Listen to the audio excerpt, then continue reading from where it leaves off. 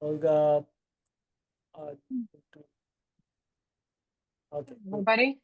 Yeah, awesome. So I think now we are going to have a interactive discussion around coalitions. The unlikely alliance, building coalition power, uniting adversaries for structural reform. So both Olga and Keeru brings diverse experience coming from different industries, uh, AI as well as blockchain. So they are going to get us some outcomes. So how we can form some cross-sector working groups. So also I'm expecting Sam. Okay, stop AI. Okay.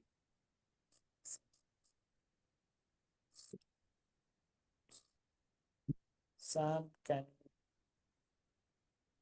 Yeah, it won't let us. Oh, there we go. Okay, cool.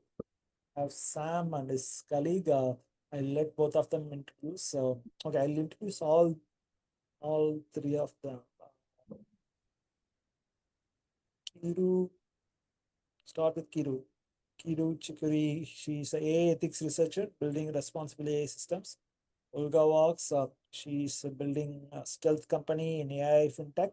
So you see, she's a venture builder, startup growth, blockchain and AI, ex-Swissborg, three-time founder, and she's a mentor at Alchemist, Algor and Accelerators, investor, and from the blockchain community. And we have Stop AI, Sam Kirchner, who's the founder of Stop AI. Stop AI and Stop AI is a collective which is fighting against smarter than human AI, artificial general intelligence. Stop AI key pillars are AI control alignment problem. They are saying it's unsolvable. They wanting permanent ban of AGI. So this is the group. So we are going to have an interesting discussion. I'll quickly hand over to all of you and then take myself. Go ahead. Feel free. Kiru, Olga, or Sam, whoever wants to start first. So you guys have. All right, if you guys want to go first. Sure. Yeah. So we really respect Suchir for his bravery, for speaking out, and that's primarily why we're here, just because we want to support people who want to speak out. And we've done a couple of protests. I could share my screen and show a couple of protests where we protest in front of OpenAI, and we had a sign that said, "Did OpenAI kill Suchir?" in big red letters with his face. And we've done a couple of chants to sort of in support of Suchir. And also we are very worried about the sort of creative assault on creators with the intellectual property theft, which is what Suchir was all about. So if Sean, you want, we can. Yeah. Please go ahead. Feel free to share, Sam. Sure. All right. Just a quick disclaimer. So the Suchir Balaji's family is pursuing this whole Suchir Balaji's death in the courts, and they are alleging this is a foul play. And there are a lot of this not-for-profit collective like Stop AI is also on the echoing the same.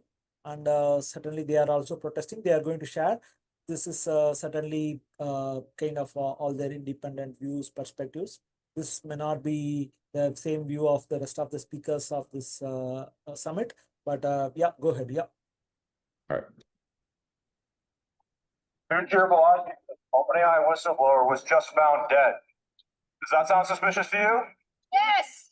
Absolutely. The government of San Francisco said it was a suicide. His parents asked for a second investigation. That investigation found that it was a murder. He blew the whistle on OpenAI using stolen data. He was not a friend of OpenAI, and they might have killed him. We're not friends of OpenAI. They can try and kill us, but they can't kill everyone that opposes them. They're building something smarter than humans, and it's going to kill us all, and we have to stop them. And do everything possible to stop them. Prepared to die to stop them. Why are we here? Why are we here? Why are we here? Why are we here? Why are we here? Why are we here? Why are we here? Why Sachir. We are here for Sachir. We are here for Sachir. We are here for Sachir. We are here for Sachir. When whistleblowers die, resistance is justified. When whistleblowers die, resistance is justified. When whistleblowers die, resistance. All right, so yeah, video on the last one was kind of bad there, but I think you get the idea. I had to turn off my stop share. There we go. Yeah, and we get arrested for locking the front door of OpenAI shut. We are very, very concerned that they are going to build something that they're going to lose control of and could cause the extinction of humanity. And this is kind of why we're just not afraid of OpenAI, is because we have nothing to lose. You know, if you're worried about OpenAI causing extinction, speaking out and saying they're evil is really not that hard. And I think there's been kind of a culture amongst certain crowds of being afraid to speak out against OpenAI, and I think it needs to stop. You should not feel ashamed to call OpenAI evil or speak your true feelings. I think there's no point in feeling bashful about that. So, yeah, really, rest in peace, Suchir, and yeah, we just want to help support people who want to speak out. So, thanks, Sean. Thank you, Parnima, and apology. Apology. You, Keeru and Olga. I think that was very brave of you guys, Sam, and very selfless that you are doing for Suchir and fighting in front of OpenAI and kind of doing all these things. I know a couple of your colleagues even went to jail this Yep. protest, and you guys are raising funds to get them out, and it's brave, and congratulations, and keep the lights on for many of us. All right, everyone's welcome. We can, it's www.stopai.info if people want to learn more, and there's a Luma event for the upcoming protest. So if people want to come to the next protest, it's going to be August 22nd, 4:30 to 6:30. I'll just drop the Luma. Okay, so you can post Friday. There you go.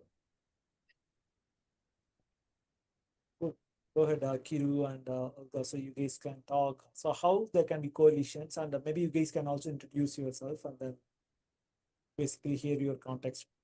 And I just want to clarify again, once again, for the benefit of all the other speakers or participants in this conference. So certainly Stop AI and the family may be pursuing different angles, but not all or many of the speakers, participants may be endorsing that, but everybody is concerned that there is something happened, which is very sincere. That is the reason all of us are here in this Suchir Balaji's Memorial Summit, and we are certainly going to support this cause of building ethical AI. Then I'll let Keeru and chime. Go ahead, Keeru. Stars. Yeah, hi everybody. And first of all, I want to acknowledge the courage of Zahir and every whistleblower who risks everything to protect humanity. And thank you, guys from Stop AI, to supporting that as well publicly. It's a tragedy, and it's just showing up how high the stakes are in the industry. And we definitely cannot talk about the ethics without acknowledging that it's literally human lives are on the line. I agree with you. There is no single corporation that should hold keys to intelligence that can shape the future of humanity. And concentrating power of artificial intelligence in one organization is incompatible with safety and ethics as well. At the same time, I believe that stopping AI development won't really prevent it from happening. I believe it can just push it further into more centralized systems, authoritarian regimes, or black markets. And my stance is that the answer to solve the ethics of AI isn't to kill innovation, it's rather change the societal and organizational structures and embed ethics in its architecture by nature, and create transparent systems where the governments can be decentralized and stored across the community and cross-sector coalitions like we're discussing today, and not in the hands in one organization.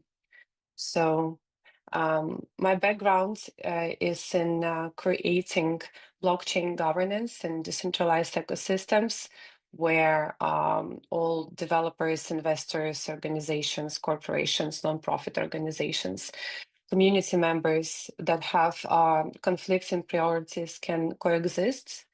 And we're here to create a framework that ties decision-making power to transparency and metrics and distributed accountability.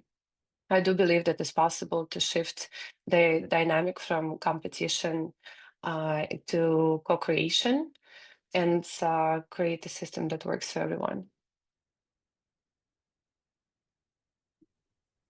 That's very insightful, Olga. Thanks for sharing that.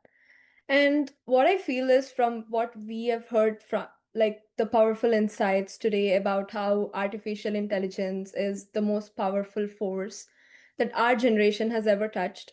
It's not just changing how we work, it's changing how we know things, how we make decisions, and how we define truth, trust, and even identity. And for all the extraordinary good that it can bring, AI is already veering off the rails, and not because the technology itself, but because of how it's being built, who's building it, and what they believe about the rest of us. And also, right now, there are AI systems that are deployed in the wild, which are manipulating our emotions without our knowledge, mimicking our voices, creating entire fake pictures, scenarios, which are blurring the lines between what's real and what's generated. And they're also reinforcing existing inequalities in different sectors and then hiding the evidence behind the complexity. And I feel like they're also stealing and repurposing art, music, writing, and culture without permission or credit. And they're also predicting, profiling, and punishing behaviors in law enforcement. But this is often how this is happening in secret.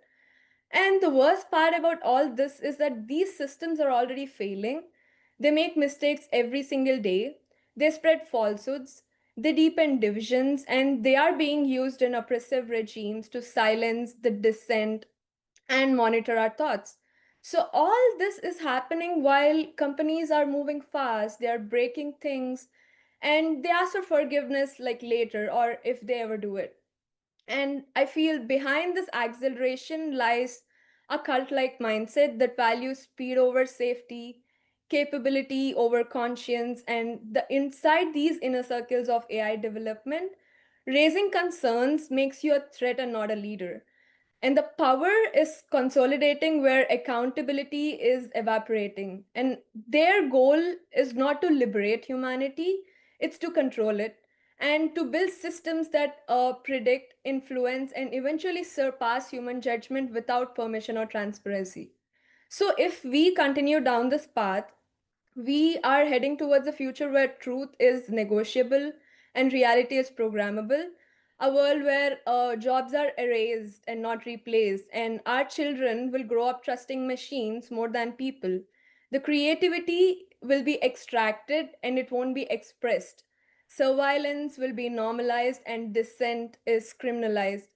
We will no longer govern the machines, but we will be governed by the machines.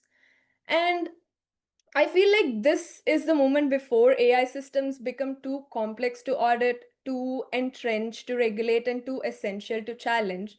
The infrastructure is still soft, the values are still being encoded, and if we act now, we could reshape it. But if we wait, we will inherit a machine built society without a human soul. So here's the turning point. We must stop trying to fight this alone, and we must build a coalition that is powerful enough to shift the entire AI trajectory.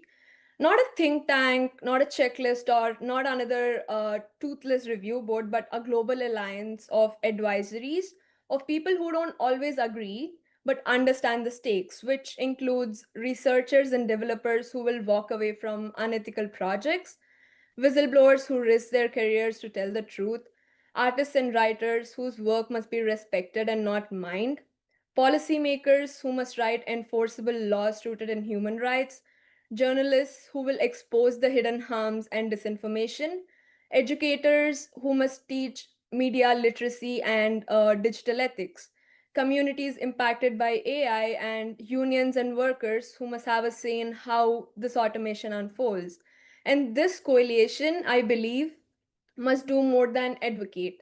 It must transform the structure that rewards unethical AI in the first place, which means demanding legally binding transparency on training data and model behavior, enforcing fair use and copyright protection for creators, creating international safety standards for high risk systems, establishing AI free zones in education, healthcare, and law enforcement, but only until the systems meet a proven threshold, and protecting whistleblowers legally and culturally, and also centering community led designs in AI governance.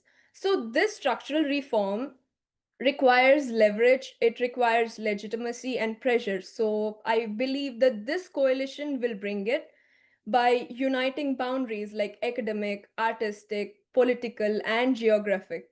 We disrupt the monopoly on power, we rebalance the equation, we force transparency, and we make conscious profitable. And we are not powerless, we are not outnumbered, and we are not too late. We are exactly on time if we act with conviction. And we have also seen that the pioneers of this field have warned us, and this warning is actually coming to reality. And this is not about stopping the future, it's about guiding it. We don't need perfect solutions, we need bold actions. We don't need saviors, we need solidarity. And this coalition must not be polite, it must be loud, it must be relentless, and it must be everywhere. And this is our moment to say that we will not be optimized out of our existence, and we will not be the spectators to our own erasure, and we will not trade our humanity for convenience. We are not here to stop the future, we are here to save it. And the future doesn't belong to the machines, it belongs to those who have the courage to protect the ethics in building those machines. And one last thing that I want to say is the cost of our silence is always paid by the ones who loved us the most, so we should act accordingly. Are we allowed to respond to that? Yeah, go ahead, Sam, please. It's a 100%. discussion. Yeah, 100%. We are required to act to protect our loved ones. And yeah, Keeru, really like what you were saying about truth being bought. And but there's a couple of things we'd like to just clarify about Stop AI. We're not against all AI.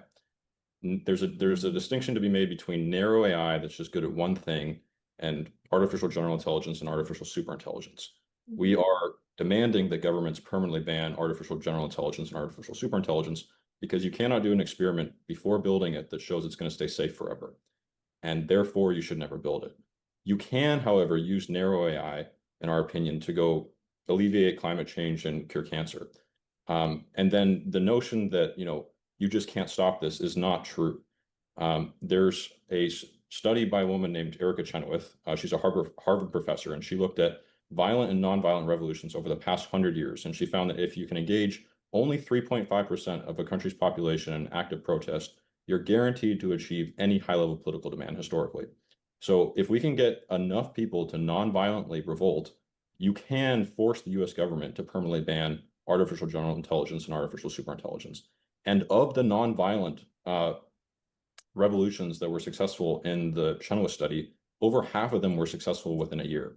So if you think superintelligence might be here in a year or 2 years, like experts are saying, you can actually stop it with nonviolent revolt.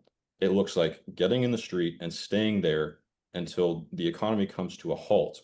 And then the governments of the world, if that happens in countries like the US and China, those countries will come to, the economies in those countries will come to a halt, and the regimes in those countries will be forced to listen. It's not about lobbying. It's not about, making an alliance of experts that just ask nicely.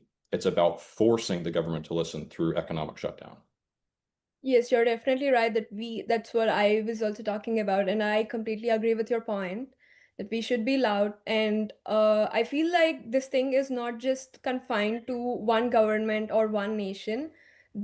I feel like this is a global issue because AI is everywhere, and there are different countries who have different rules that are in place right now. And I feel there should be a global alliance which acts on this, which talks about this, and which protects the whistleblowers at the same time. I agree with all of that, and I also believe that you cannot just rely on trust of certain governments to certain people. And that trust has to be built into the architecture of the systems that we are creating, societal or technological. Same as AI ethics, it should follow the same path. We need to be able to audit it. It needs to be consensus driven, and it needs to be immutable to centralized control. And I'm just inviting you all to think about core principles of the governance system that we can facilitate and ask government to look into this and create based on decentralization, based on consensus mechanism, based on transparency by design, incentives alignment, immutable audits, as well as whistleblower protection, including decentralized identity and cryptographic proofs that can create safe channels for whistleblowers to report misconduct without retaliation. So everything that's you're saying, I fully agree with, and I believe that they can be a straightforward path with technological advancement rather than and offering the governments the solutions that will benefit every player of the ecosystem, including nonprofit organizations and philanthropists and investors and United Nations in achieving sustainable development goals, including financial advancements and safety through a set of tools. So one strategy just to talk is to talk about it and be loud, and we can add to this a concrete mechanics and offer the government the solution and how to make it happen, as well as to the organizations. And I guess one last thing I will add. I Yeah, so I want to quickly invite Dr. Ruchira Datta. She has traveled all the way from El Cerrito. So, in fact, I kind of she's a PhD in mathematics from Berkeley, the same university where Suchir has studied. So, want her to share a couple of her thoughts since we are coming to the end of the whole summit. In fact, I want to hear your thoughts on how this movement or this kind of things to be continued as coalition, how we can form something cross working groups across industries, sectors. Sure. You sort of put me on the spot, but okay.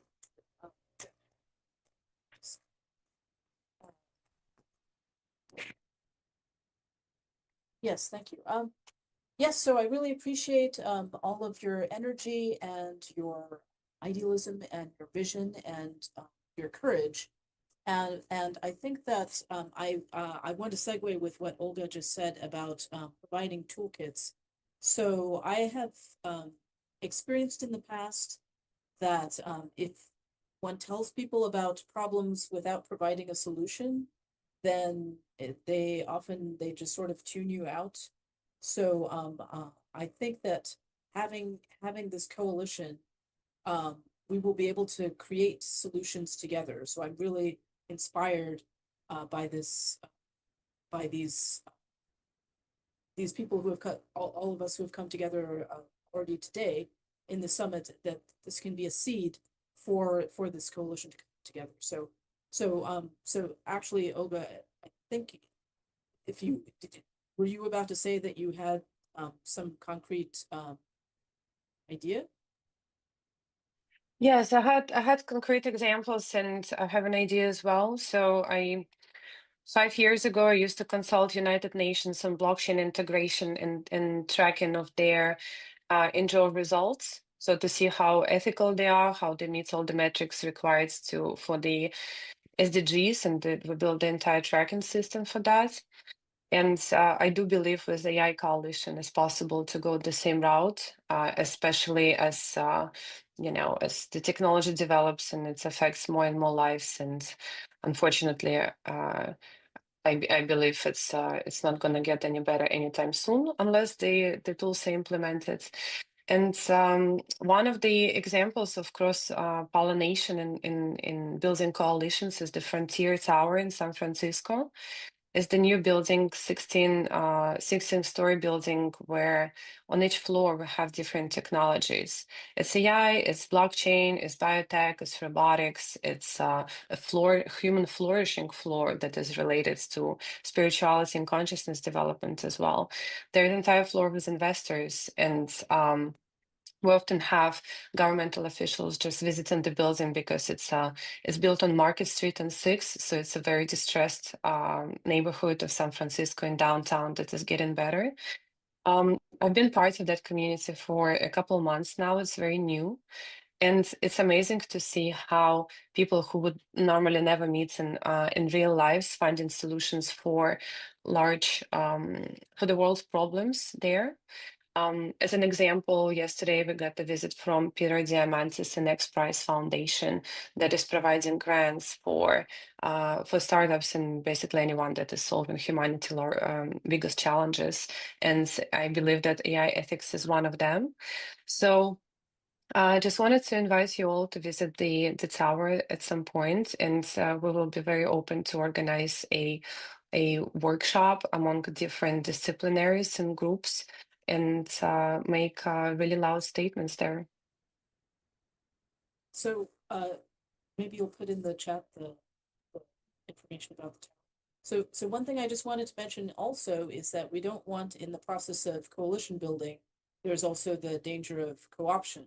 So for that, to avoid that, we have, if we have a strong framework of principles, which we started sort of putting together during the course of this workshop, then when we adhere to those principles, then that can avoid any danger of where someone is putting lip service to something and rather than actually trying to lend their voice. That's my response. Thank you. Thank you, Doctor. And are there any other questions from anybody else so that we can quickly go through that? So anybody have any ideas, great ideas to how we can continue this movement of building coalitions? So, or even I want to give an opportunity to Sam and Derek. So you guys want to share any passing thoughts, closing thoughts before inviting Balaji, Purnima?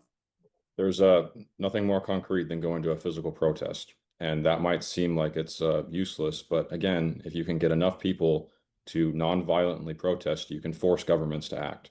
And this means you have to do something.